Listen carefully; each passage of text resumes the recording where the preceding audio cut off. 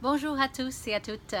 Aujourd'hui, je vais vous expliquer chaque étape du processus investissement Karma en utilisant ce schéma. Donc, au début, la banque possède des maisons. Les banques américaines saisissent des dizaines de milliers de maisons tous les mois à travers les États-Unis. Et bien que ce chiffre soit bien moins que lors de la crise immobilière, cela fait effectivement énormément de biens qui sont saisis.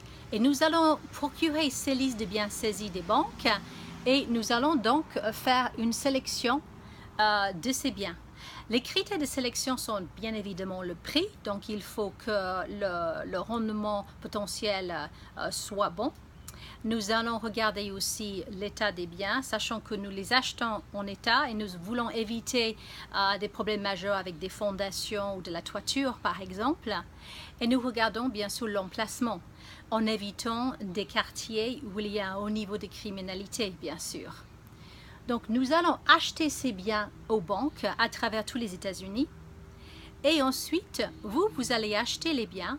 Vous allez acheter donc un minimum de 3 propriétés pour une valeur d'environ 100 000 $ et vous les achetez entre 30 et 50% en dessous de leur valeur marchande. Ensuite, nous allons préparer la maison pour pouvoir les proposer à des familles.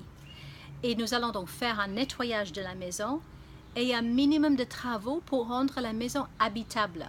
Parce que n'oubliez pas, c'est la famille qui va faire les travaux de la maison. Donc, nous faisons le minimum de travaux pour qu'ils puissent être habitables. Et donc, nous allons ensuite trouver les familles. Les familles qui vont acheter les maisons en payant un dépôt de 5% et en remboursant le crédit avec 12% d'intérêt. Donc, c'est à ce moment-là que vous, l'investisseur, vous devenez la banque. Et donc, vous allez donc vendre la maison à des familles, sachant que les familles, on vérifie qu'ils ont les revenus mensuels pour pouvoir payer les versements. Ils doivent avoir des revenus de 3 à 4 fois le paiement mensuel. Et nous regardons aussi leur passé en tant que locataire pour vérifier qu'il n'y a pas eu d'expulsion ou d'autres problèmes de ce genre-là. Donc ici, quand vous vendez la maison, point très important et quelque chose de clé dans notre processus, c'est que vous détenez le titre de propriété de la maison jusqu'à ce que le crédit soit entièrement remboursé par la famille, donc au bout de 20 ans. Donc voilà, ça veut dire que la famille possède la maison, rentre dans la maison, fait les travaux, fait l'entretien et vous rembourse le crédit que vous leur avez fait avec les 12% d'intérêt.